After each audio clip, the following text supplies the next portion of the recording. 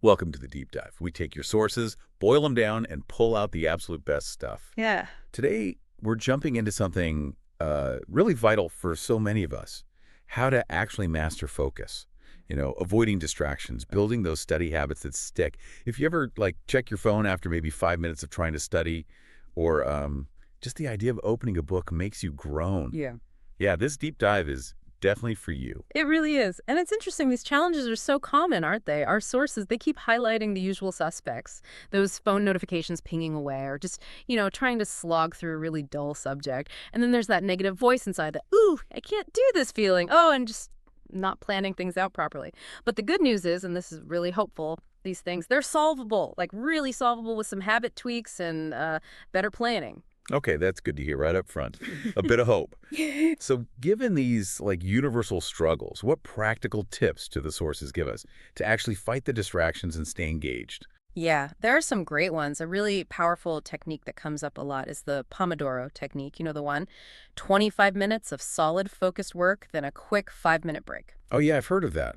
Does it actually work? It really does seem to. It's not just about the clock, it's about how your brain works. Short bursts of focus, it stops you getting bogged down or bored. The sources mention people going from 10 minutes of focus to whole study blocks using this, keeps the mind fresh, stops that boredom creeping in. Makes sense. Okay, so timing helps. What about where you study? Does the physical space matter? Oh, hugely, absolutely crucial. The sources really hammer this home. Yeah. Get a dedicated study space, and the big warning, do not study in bed. Seriously. The bed trap. Why is that so bad? Well, your brain loves associations, right? Bed equals sleep, relaxation. If you try to study there, your brain just gets mixed signals. It's thinking rest time, not focus time, makes concentrating way harder. Right. Okay. Got it. No studying under the duvet. Yeah. What about the phone then? The elephant in the room for distractions. Yeah, the digital menace. It's all about being proactive. Simple things work best. Airplane mode is good. Even better, put the phone in a completely different room while you work. Out of sight, out of mind. Exactly. There's that little saying, phone off, mind on.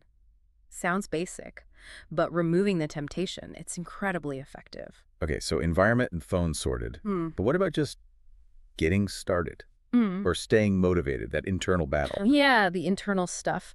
Our sources show something really simple helps, actually writing down your daily targets, making them physical, visible, like stick them on your wall or your monitor. Seeing that goal, it gives you an immediate motivation kick and makes it real. I could see that, like a mini contract with yourself. Totally. And then there's the mental game, positive self-talk. It sounds a bit cheesy maybe, but consciously telling yourself, I can do this, I have to do this. It's not just wishful thinking. It actually reframes your mindset, builds that confidence. You become like an active player, not just passively trying to absorb stuff. Right, shifting from have to towards I'm choosing to do this. So beyond these specific tactics, there's this bigger idea in the sources, isn't there? Yeah. About changing how we even think about studying. Yes. And this is where it gets, I think, really powerful. It's about treating studying less like a chore and more like a game or a challenge. A game, how does that work? Well, you frame it differently. Instead of, ooh, 2 chapters, you think, okay, challenge. Finish these 2 chapters, 0 social media checks. Or today's mission, truly understand one new concept.